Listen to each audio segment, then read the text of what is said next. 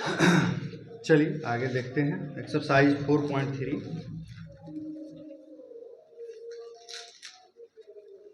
4.3 exercise में आप लोगों को जो पहला क्वेश्चन पढ़ना है वो है पूर्ण वर्ग बनाने की विधि द्वारा द्विघात समीकरणों को हल करना।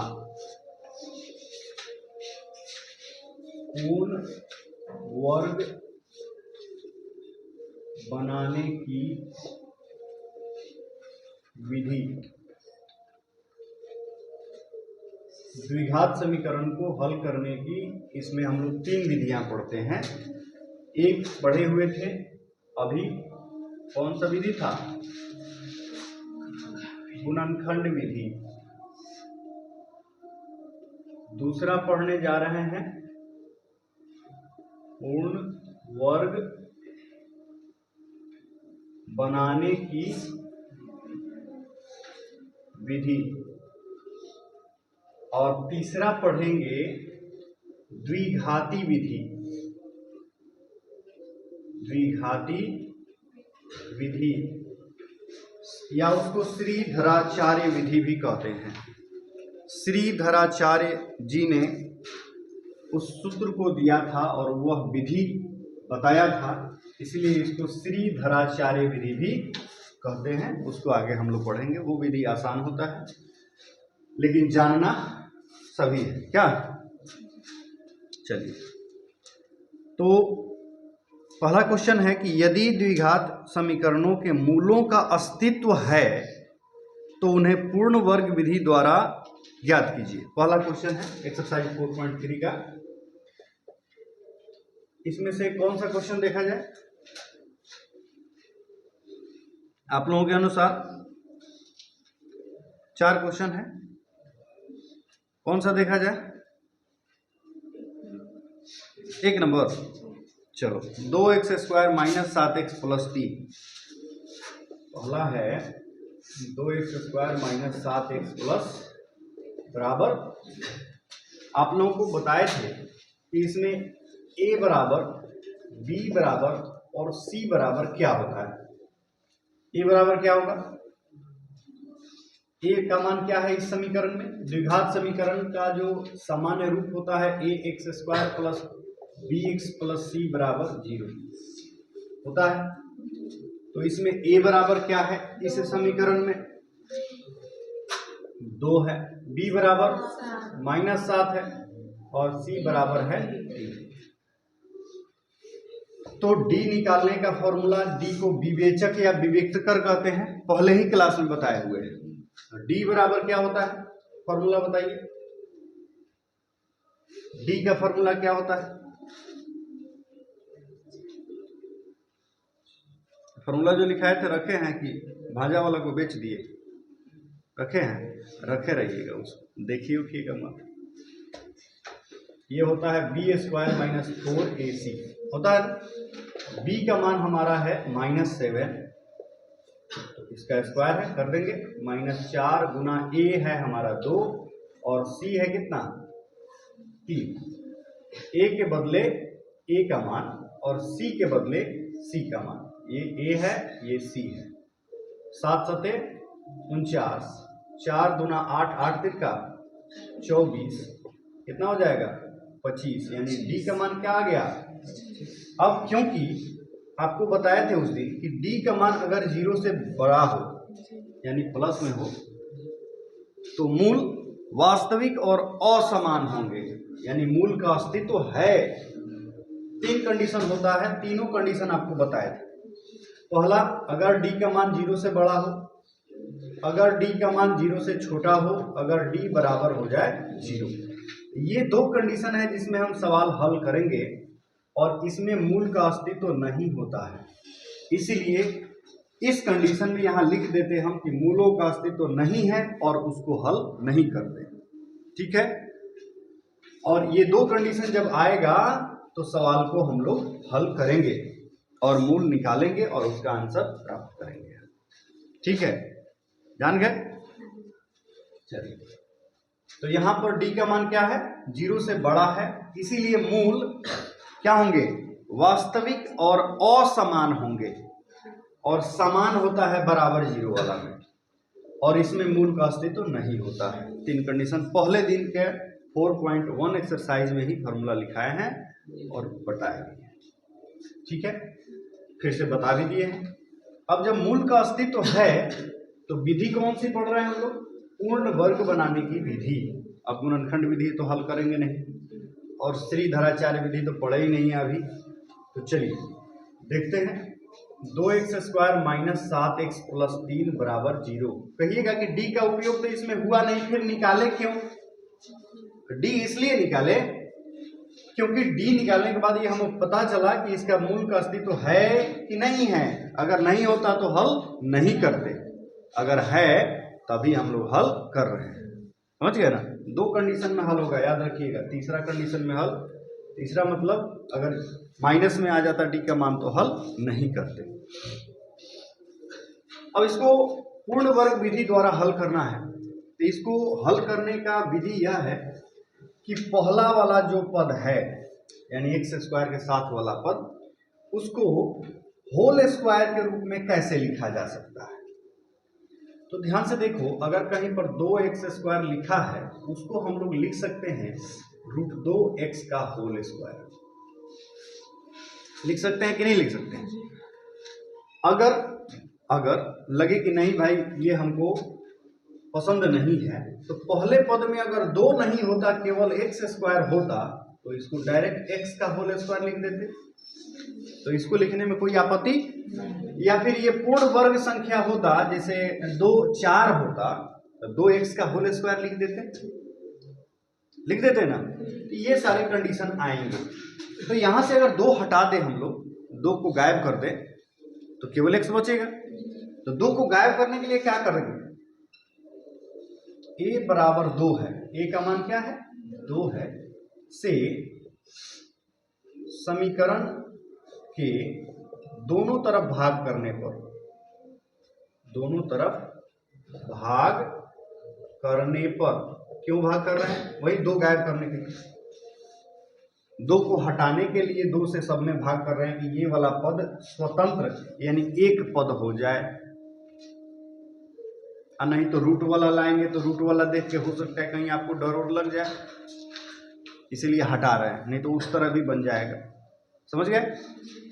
तो चलो अब क्या करेंगे हम लोग? 2 को गायब कर रहे हैं। कैसे हो जाएगा? 2x² बटा 2 - 7x बटा 2 + 3 बटा 2 बराबर 0 बटा 2, तो 0 होगा। दोनों तरफ भाग किए हैं, 2 से 2 कैंसिल हो गया, तो x² - 7 बटा 2x + 3 बटे 2 बराबर का, यानी कि पूर्ण वर्ग विधि बनाने में पहला x का स्क्वायर हमें प्राप्त हो गया। इस पूरे समीकरण को पूर्ण वर्ग के रूप में बदलना है, यही है पूर्ण वर्ग बनाने की विधि। तो पहला तो वर्ग मिल गया, यानी कि इसको अगर स्क्वायर है तो a + b के होल स्क्वायर के रूप में या फिर a - b के होल स्क्वायर के रूप में हमें लाना है, यही पूर्ण वर्ग बनाने की विधि है। इतना ही बात जान लीजिए। अब कहिएगा कि इसको तो आपने लिख दिया, तो a² - 2ab, देखो यहाँ पर a यहाँ माइनस है, अगर प्लस प्लस पूरा रहता ना तो a + b का होल स्क्वायर होता। तो a - b का होल स्क्वायर बराबर सूत्र होता है a² - 2ab + b का स्क्वायर होता है। तो a² तो यहाँ हो गया, -2ab लिखना है, -2 a के बदले क्या लिखेंगे? x, जो स्क्वायर है वही ना लिखा है। अब b के बदले ऐसा क्या लिखें कि ये 7 बटा 2x के रूप में बदल जाए। बस यही जान जाइएगा तो ये पूरी विधि आपको आ जाएगी। अब देखिए इसको कैसे करते हैं। हमारे पास है -7 बटा 2x, ठीक है। हम पहले से इसको लिख चुके हैं, क्या लिख चुके हैं? 2 माइनस में 2 x लिख चुके हैं। अब इसके बाद में गुणा में कौन सी संख्या लिखें कि वो 7 बटा 2x के रूप में पूरा पूरा आ जाए। बटा में क्या होना चाहिए? 2 होना चाहिए। पहले से गुणा में 2 है तो बटा में 4 लिखेंगे, तो 2 से 2 कट जाएगा, बटा में 2 आ गया। अब ऊपर में 7 रहने देते हैं। अब ये कहोगे कि -7/2x आ रहा है कि नहीं आ रहा है, कैसे आ रहा है नहीं आ रहा है, तो देख लो, कटा लो, 2 दूनी 4, तो ये हो गया 7/2, ये हो गया, x यहाँ आ गया, माइनस है तो माइनस लगा दिए, देखो यहाँ दोनों बराबर आ गया। तो दो चीजें तो मिल गई हैं, हमको दो चीजें खोजने की आवश्यकता कहां से मिली है, x² है तो x का होल स्क्वायर, अब -2ab होता है तो 2 a के बदले ये जिसका स्क्वायर रहेगा वही लिखेंगे, अब b के बदले क्या लिखेंगे तो 7/4 लिखेंगे, 7/, कहां से लिखे और क्यों लिखे ये भी बता दिए कि इसको जब घटाओगे तो ये 7/2x के रूप में अपने आप आ जाएगा, और ऐसा सब में करना है, ठीक है। अब है b², तो अपना होल स्क्वायर होगा, तो b 7/4 है तो अपने मर्जी से 7/4 का स्क्वायर भी लिख दो। कहोगे क्यों लिखेंगे, समीकरण में कोई भी चीज अपने मर्जी से जब आप लिखेंगे तो समीकरण असंतुलित हो जाएगा, यानी समीकरण का मान चेंज हो जाएगा, चेंज नहीं होने देंगे। एक बार प्लस में लिखे हैं और एक बार माइनस में लिख देंगे तो देखो ना, दोनों प्लस माइनस कट के खत्म हो गया, यानी इसका कोई वैल्यू नहीं रहा। मतलब किसी को आपने 7/4 रुपया दे दिया तो दे करके ले भी लिया तो बराबर हो गया ना, यानी कि प्लस किया फिर माइनस भी किया। अब जो लास्ट में बचा है क्या है, 3/2 को लिखेंगे बराबर का 0। सवाल यहीं पर बन गया, लेकिन समझ में आना चाहिए, समझना था। मेरे पास दो ही चीज था, 2 और x। 7/4 कैसे लिखे, और जब 7/4 लिखे तो अपनी मर्जी से लिखे, या फिर इसमें ये फिट बैठ रहा है। कभी कभी क्या होगा कि जो b का मान लिखोगे ना, b का होल स्क्वायर लास्ट वाला यही पद बन जाएगा, वो किसमें होगा, जिसमें d बराबर 0 आएगा। जब d बराबर 0 आएगा ना तो सिंपल हो जाएगा हल करना आपके लिए, समझ गए। तो यहां तक अगर समझ गए होगे तो आगे समझना भी कुछ नहीं है, ये तो आपको समझाने के लिए बताया गया था, ठीक है। अब ध्यान दो, देखो यहाँ ये हो गया हमारा a², ये हो गया -2, a के बदले x a, अब b के बदले 7/4, x नहीं a लिख देते हैं b, अब प्लस b² 7/4 यानी b²। ध्यान से देखो, a² - 2ab प्लस बराबर क्या होता है, a - b का होल स्क्वायर। a के बदले है हमारा x, तो x - 7/4 का, कोई दिक्कत, कितना के बदले हो गया, इतना के बदले हो गया, इतना के बदले इतना हो गया, कोई दिक्कत। बाकी जो बच गया बराबर के उस पार ले चलेंगे, तो 7/4 माइनस था तो उधर गया, तो 7/4 का होल स्क्वायर प्लस हो गया, होल स्क्वायर क्या हो गया, प्लस हो गया। और बटा में एक और चीज है, 3/2 किसमें है, प्लस में, तो 0 के बाद गया तो -3/, x - 7/4 का होल स्क्वायर बराबर, इस 7 × 49/4 चूंकि 16 - 3/2 लिख सकते हैं, x - 7/4 का होल स्क्वायर बराबर, दोनों का लघुत्तम 16 हो जाएगा, ऊपर हो जाएगा आपको 49 घटाओ 2 × 8 = 16, 8 × 24, x - 7/4 का होल स्क्वायर बराबर, घटाओगे तो क्या हो जाएगा 25/16। अब इधर से स्क्वायर हटा दो, कहोगे क्यों हटाएंगे, इसलिए हटाएंगे क्योंकि x का मान जो निकालना है, तो जब स्क्वायर इधर से हटेगा तो उधर रूट चला जाता है, यानी बराबर में रूट में हो जाएगा 25/16 और x - 7/4 बच गया, इधर से स्क्वायर खत्म, ठीक है। और ये जो रूट है इसका मतलब है कि हम वर्गमूल निकाल रहे हैं, तो वर्गमूल जब निकालोगे तो ये हो जाएगा ±5/4। देखो 4 का स्क्वायर 16 और 5 का स्क्वायर 25, और यहाँ x - 7/4 रहेगा, कोई दिक्कत नहीं। अब 7/4 को उधर ले चलो, तो x बराबर 7/4 माइनस है, तो 7/4 क्या हो गया प्लस में, अब प्लस माइनस 5/4, x बराबर दोनों का हर समान है तो 4 नीचे लिख देते हैं, और ऊपर क्या हो गया 7 ± 5, यही हमारा आंसर हो गया। लेकिन x का आंसर दो गो आता है ना, एक बार प्लस लेके आंसर ला देंगे, एक बार माइनस लेके आंसर ला देंगे। अभी देखिए कैसे आ जाएगा, जैसे x बराबर एक बार प्लस लेते हैं तो 7 + 5/4 यानी कि 12/4 बराबर कितना 3 आंसर हो गया। और x बराबर एक बार ये नीचे वाला माइनस लेते हैं, 7 - 5/4 यानी कि 2 बराबर 1 यही हमारा दोनों क्या हो गया। कोई दिक्कत? देखिए थोड़ा सा बड़ा तो बना है, लेकिन कोई ऐसी बात नहीं है जो आपको समझ में न आई। ठीक है, ये विधि यूनिक विधि है। इस विधि से भी हल करने के लिए सीखना चाहिए। जब आपके किताब में दिया है तो परीक्षा में पूछने की तो गारंटी नहीं है, लेकिन पूछ सकता है, नहीं पूछने की भी गारंटी नहीं है। एक बार पूछा हुआ था 3-4 साल के क्वेश्चन में, समझ में आ गया? वही कोई दिक्कत? इस विधि से 4 प्रश्न हैं। सबसे पहला आप डी चेक करेंगे कि डी का मान क्या है। अगर माइनस में आएगा तो उस समीकरण को हल नहीं करेंगे, याद रखना है। ठीक है, अगर बड़ा आएगा डी 0 से यानी प्लस में आएगा तब, या फिर 0 आ जाएगा तब भी हल करेंगे। ठीक है, कोई दिक्कत? इसको उतारिए और फिर आगे समझते हैं। ये वही क्वेश्चन है जो हम लोगों ने पूर्ण वर्ग विधि द्वारा बनाया था अभी थोड़ी देर पहले। यहाँ डी तक वही रहेगा। अब हम लोग बनाने जा रहे हैं द्विघाती विधि। कौन विधि? द्विघाती सूत्र या द्विघाती विधि बोलते हैं। द्विघाती विधि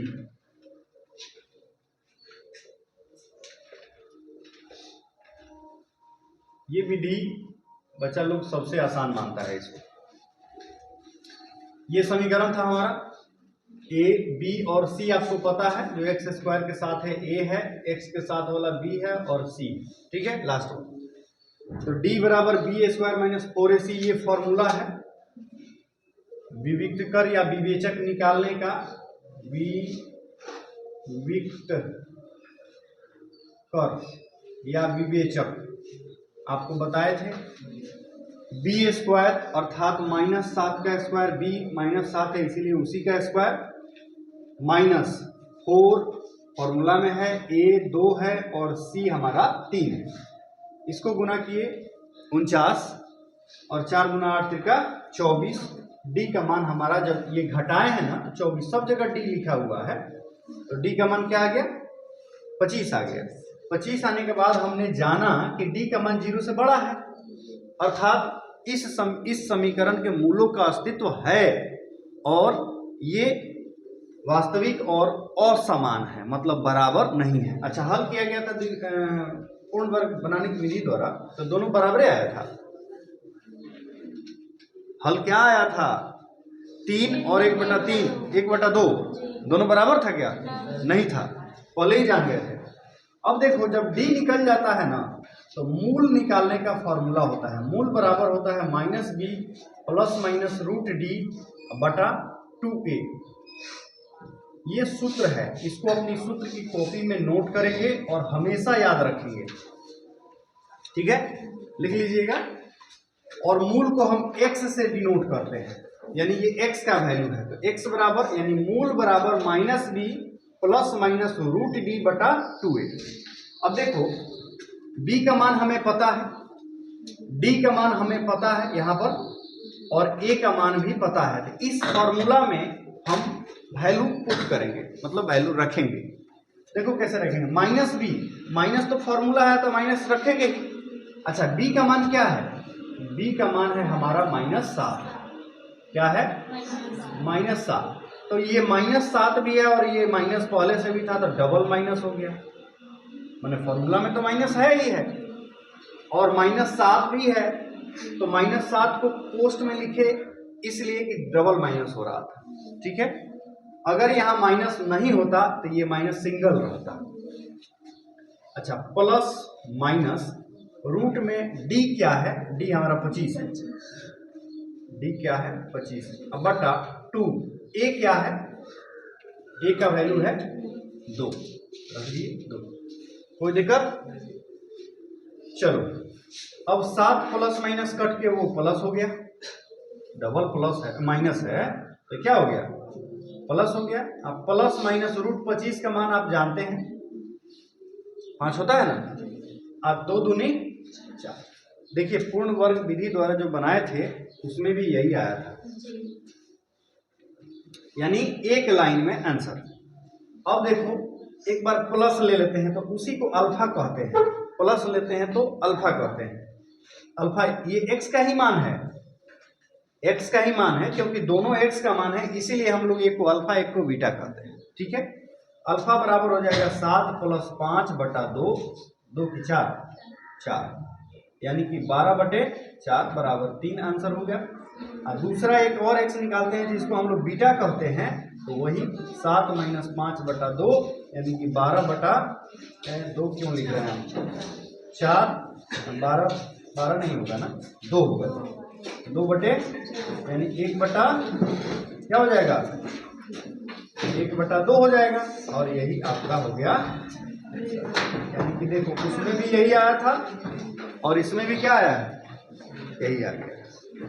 कोई दिक्कत?